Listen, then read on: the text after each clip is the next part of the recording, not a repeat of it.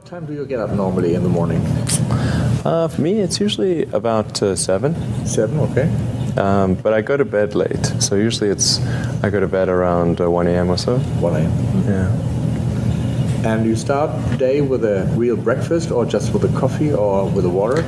You know, that also varies a lot. I think it's probably true that having a good breakfast is a good idea, but usually I don't have time for that. So sometimes it's made for me, but probably half the time I don't have any breakfast. I had to have like coffee or something like that. And a Mars bar with it? Mars bar, sure. And I'm trying to cut down on sweet stuff. So, but I think I probably should have like an omelet and a coffee or something like that. That seems like probably the right thing. And sometimes I do have. How many hours of sleep you got last night? I don't know, about 6, 5 or 6, I think. 5? I don't know. I feel like we know part of the answer to this because you were trapped in Westworld for a while. But how? I mean, on a regular day for you, are you sleeping? You're not sleeping a lot, right? Oh, geez, do I look that bad? No. You look great. Oh, but we thanks. just imagine with the amount of responsibilities, with the amount of with what you've got going on, do these problems still keep you up at night, or do you think we're on our way to solving them?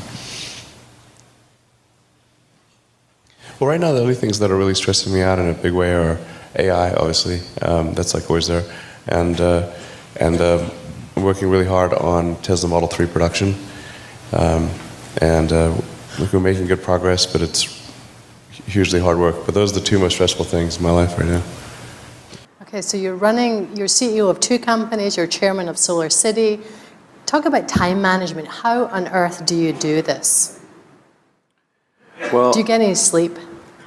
Yeah, sometimes not enough. Sleep is really great because I find if I don't get enough sleep, then I'm quite grumpy. I mean, obviously, I think most people are that way. And also, like I try to sort of figure out what's the right amount of sleep, because I found I could drop below a certain threshold of sleep, and although I'd be awake more hours and I could sustain it, I would get less done because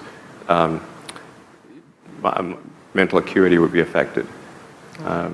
So I found generally the right number for me is around 6 to 6.5 hours on average per night. That's not too bad. Yeah. Right. And any other That tips is on an average, though. Right. Any other tips on just managing to run 2 companies simultaneously?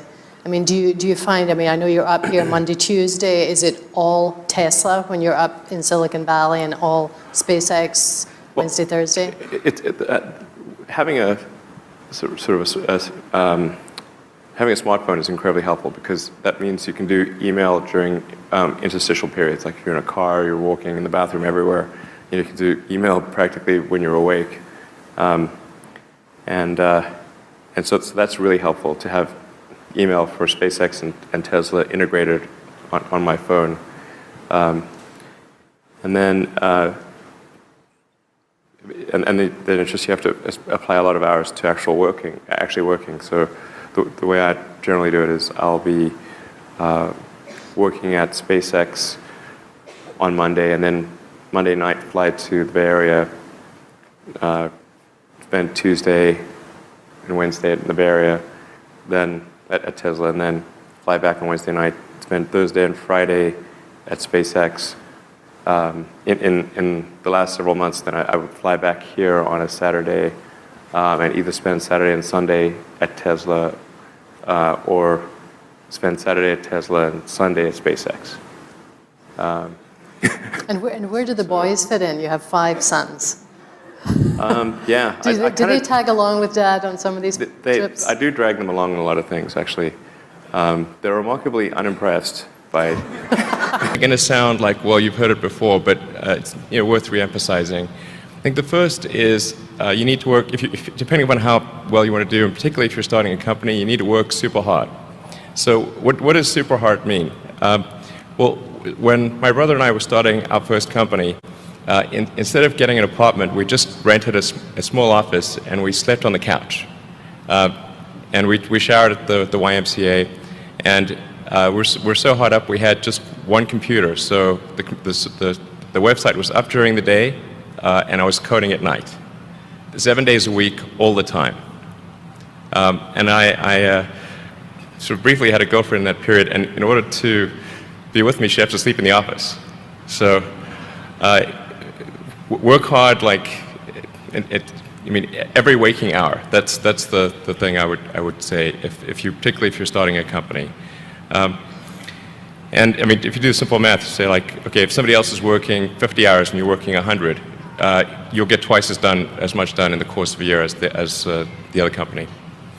The other thing I'd say is that if you're creating a company or if you're joining a company, the most important thing is to attract great people. So either join a group that's amazing, that you really respect, or if you're building a company, you've got to gather great people. I mean, all a company is a group of people that have gathered together to create a product or service.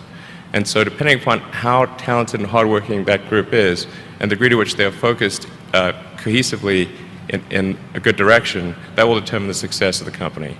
So do everything you can to gather great people if you're creating a company. Then I'd say focus on signal over noise. A lot of companies get confused. They spend money on things that don't actually make the product better. So, for example, at Tesla, we've never spent any money on advertising. We put all of the money into R&D and manufacturing and design to try to make the car as good as possible. And I think that's the way to go. So, for any given company, just can keep thinking about, are these efforts that people are expending, are they resulting in a better product or service? And if they're not, stop those efforts. And then the final thing is to sort of don't just follow the trend. So you may have heard me say that it's good to think in terms of the physics approach of first principles, which is, rather than reasoning by analogy, you boil things down to the most fundamental truths you can imagine, and you reason up from there. And this is a good way to figure out if something really makes sense, or if it's just what everybody else is doing. It's hard to think that way. You can't think that way about everything. It takes a lot of effort. But if you're trying to do something new, it's the best way to think. And that framework was developed by physicists to figure out counterintuitive things like quantum mechanics. So it's really a powerful method. Anyway, so that's, and then I think the final thing I would encourage you to do is, now is the time to take risk. You don't have, you don't have kids. Your obligation. Well, sorry, probably don't have kids.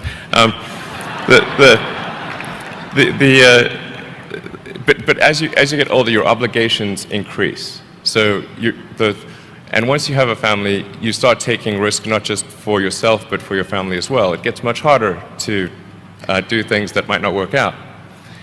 So now is the time to do that before you have those obligations. So I would encourage you to take risks now. Do something bold. You won't regret it.